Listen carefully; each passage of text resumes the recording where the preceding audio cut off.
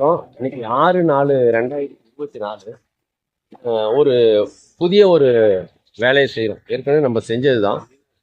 புஞ்சை கட்டமைப்பில் என்ன செய்வோம்னா, பெய்கிற மழை நீரெல்லாம் பூமியை குடிச்சிடணும். தண்ணி வந்து நிற்கக்கூடாது. நஞ்சை நிலத்தில் வந்து வயலில் வந்து தண்ணி தேங்கி நிற்கணும்.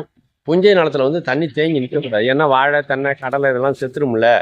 ஆனால் அந்த நீரெல்லாம் பெய்கிற மழை நீரை பூமி குடிக்கணும். அப்படி இல்லைன்னா அடுத்த ஆண்டு கோடையில் காஞ்சி போயிரும்ல, பெய்கிற தண்ணியில் ஓடி போனா. இந்த பெய்கிற நீரை முழுசுமா பூமி உறிஞ்சிக்கிற கட்டமைப்புக்கு பேர் புஞ்சை கட்டமைப்புன்னு பேர். 2 மாதம் மழை பெஞ்சாலும் அவ்வளோ தண்ணி பூமி குடிச்சிடும், தண்ணியே நிற்காது.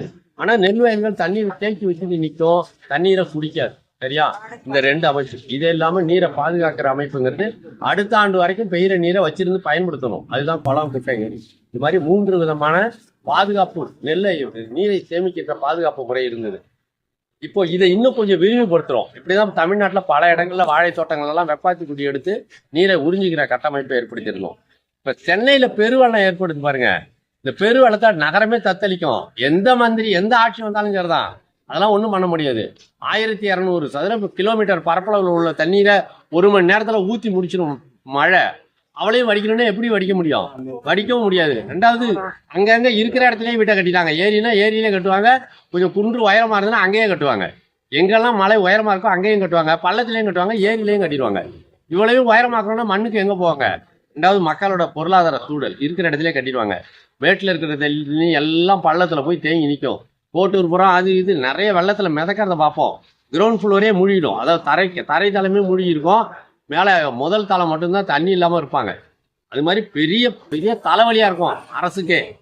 சரியா? மக்களுக்கு அதை விட பெரிய இம்சை. அதிலிருந்து சென்னையை பெருவெள்ளத்திலிருந்து பெருவெள்ளமே பெஞ்சாலும் சரிங்க, 2 மணி நேரம் 3 மணி நேரம் 2 அடி 3 அடி மழை பெஞ்சாலும் இந்த மழை வந்து பெருவெள்ளம் வந்து நகரங்களை மூழ்கடிக்காமல் காப்பாற்றினா எவ்வளோ நல்லா இருக்கும். நல்லா இருக்கும் தானே? அதை செய்ய முடியுமாண்ணா? ஏங்க, ஒரு பெரிய மாநகரங்க, தமிழ்நாட்டினுடைய தலைநகரம், இது மாதிரி நிறைய நகரங்கள் இருக்குது. அதில் பெருவெள்ளம் ஏற்பட்டாலும் எவ்வளோ மழை பெஞ்சாலும் அங்கே இருக்கிற வீடுகளையோ கட்டடங்களையோ தொழிற்சாலைகளையோ தோட்டங்களையோ பாதிக்காமல் செய்ய முடியுமா? உடனே சொல்லுவாங்க முடியவே முடியாதும்பாங்க, எடுத்த உடனே. ஏன்னா எல்லாமே காங்கிரீட்டு தளம், பெய்கிற தண்ணீர் உறிஞ்சவே பூமியில் அமைப்பு இல்லை, தண்ணீர் வடிகிறதுக்கு ஆறுகள் வசதி இல்லை. இப்படி இந்த மாதிரி சிந்தனைகள் தான் இருப்போம். இல்லை, அதை கொஞ்சம் மாற்றி யோசிக்கலாம், செய்யறதுக்கு முயற்சி பண்ணலாம். பெய்கிற மழை நீர் 1 மணி நேரம் 2 மணி நேரம், இன்னும் ஒரு நாளைக்கு 3 அடி உயரமெல்லாம் மழையே பெய்யலைங்க எங்கேயுமே தமிழ்நாட்டில். ஆனால் 3 அடி நீரை பூமியை உறிஞ்ச வைக்க முடியும். அதற்கான ஒரு முன்மாதிரி தொடங்குறோம். 51 தொழிற்பேட்டையில் இந்த தொழிற்சாலையை சுற்றிடும். அடுத்த ஆண்டு மழைக்காலத்தில் பொழிகின்ற நீரை எல்லாம் இந்த தொழிற்சாலையை சுற்றி இருக்கிற வெற்றிடத்துல மிக பெரும் துளைகளை ஏற்படுத்தி நீரை உறிஞ்ச வைக்கிறோம். மழை நீரை உறிஞ்ச வைக்கிறோம். எல்லாமே பூமி உறிஞ்சிட்டு நாயா இருக்கும்பீங்க? இல்லை, மிக அதிகமான நீர் வேட்கை, தாகம், அல்லது நீர் உறிஞ்சு மிக உலர்ந்துடணும், காஞ்சி போயிடணும். காஞ்ச மண்ணு தானே தண்ணியை குடிக்கும். அந்த மாதிரி மிக பெரும் அளவில் வெப்பாத்தி குடி எடுக்கிறோம். இங்கே வெப்பத்தை கடத்துறோம். அதன் மூலமா மிக பெரும் அளவில் வெப்ப தாக்குதல் வந்து இயல்பாகவே உள்ளிருந்து வெளியேறின பிறகு மண்ணு வறண்டுரும். தாகம் எடுக்காதவன் எப்படி தண்ணி குடிப்பான்? இந்த மாதிரி மண்ணுக்கு தாகத்தையே ஏற்படுத்துகின்ற ஒரு தொழில்நுட்பம் இது. ஒரு கட்டடங்களை சுற்றி உள்ள வெற்றிடத்துல நிறைய துளைகளை போட்டு, நீண்ட துளைகள் போட்டு, அதுல உள்ள வெப்பத்தெல்லாம் இரவு பாலா கடத்துறது மூலமா இந்த ஏரியாவில், இந்த இடத்துல, இந்த பரப்பளவுலையும் இந்த தொழிற்சாலையை சுற்றி மட்டும் இடம் இருக்குது. திருமதி நந்தினி அம்மாள் அவங்களுடைய இடம் அந்த தொழிற்சாலை, அவங்களுடைய இடம் இது ஜெய் பாலாஜி தொழிற்சாலை. இதுல வந்து ஒரு முன்மாதிரி. அவங்க வந்து ஒரு வகையில அவங்க வந்து பாராட்டணும். சரியா நடக்குமா நடக்காதான்னு தெரியாது, இருந்தாலும் ஒரு நம்பிக்கையின் அடிப்படையில பொருள் செலவு செஞ்சு இதை செய்யறதுக்கு ஒத்துக்கிட்டாங்க. அதனால இதை வந்து இங்க வந்து ஒரு முன்மாதிரியா செய்யணும். நம்ம விரும்புகிற நண்பர்கள் இவங்களை தொடர்பு கொள்ளலாம். என்ன செஞ்சிருக்கோம் அப்படிங்கிறதையும் வந்து பார்க்கலாம். நீண்ட அளவுல செவ்வக வடிவமான குழி, உருளை வடிவத்துல குழி எடுத்தீங்கன்னா நீர் உறிஞ்சாது.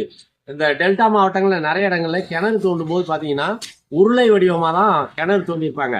மரங்களோட கிளைகள், நம்ம கைகள்லாம் கூட உருளை வடிவமா தான் இருக்கு பாருங்க. மரங்களோட கிளைகள்லாம் ஏன் தென்னை மரம்லாம் உருளை வடிவமா இருக்கு, குச்சிகள்லாம் ஏன் உருளை வடிவமா இருக்குன்னா ஈரத்தை காப்பாற்றி வைக்கணும். சதுர வடிவமா கிளைகள் இருந்ததுன்னா காஞ்சி போயிருக்கும். சரியா? பழைய வீடுகள்ல மரத்தூண்கள் கூட உருளை வடிவமா அமைச்சிருப்பாங்க, பாத்தீங்கன்னா தெரியும். உருளை வடிவமா இல்லைன்னா ஈரத்தை உறிஞ்சி எடுத்துட்டு போயிடும், காத்து உறிஞ்சிடும், வெப்பம் உறிஞ்சிடும். அதனால உருளை வடிவத்துல குழி எடுக்கக்கூடாது. வெப்பாத்தி குடி எடுத்தாலே நம்ம நிறைய சொல்லியிருப்போம். 2 அடி நீட்டு 2 அடி ஆகலாம் 2.5 அடி ஆகலாம் வெப்பாத்தி குடி. ஏன்னா அதுக்கு மேலே போடுறது சிரமம். அதனால இங்க ஒரு கிட்டத்தட்ட ஒரு 10 அடி தொலையிடுறோம். 1.5 அடி அகலம் 1.5 அடி நீட்டு 1.5 அடி ஆழம். யார் வேணாலும் அவங்க சொந்த பொறுப்புல செஞ்சுக்கலாம். செஞ்சுட்டு நாங்கள் மாட்டிக்கிட்டோம் உங்களால நாங்கள் நஷ்டமாயிட்டோம்னு எங்கள்கிட்ட சொல்லக்கூடாது. ஏன்னா மிக சரியான தெரிஞ்ச முறையில் செய்யணும். தயாராக இருக்கிறவங்க தான் செய்யணும். இந்த முறை செய்து வெற்றி அடைந்த பிறகுதான் நாங்கள் வெளியில இதை கொண்டு வரணும்னு இருக்கோம். சோதனை முயற்சியாக இங்கே செய்கிறோம். ஆனால் என்ன செய்கிறோங்கிறதையும் நாங்கள் சொல்லியிருக்கிறோம். சரியா? அதனால இங்கே வந்து சோதனை முயற்சியா அம்பத்தூர் தொழிற்பேட்டையில் ஜெய்பாலாஜி இண்டஸ்ட்ரீஸ்ல திருமதி நந்தினி அவங்களுடைய இடத்துல இந்த முன்மாதிரி வேலையை இன்னைக்கு துவங்கியிருக்கோம்.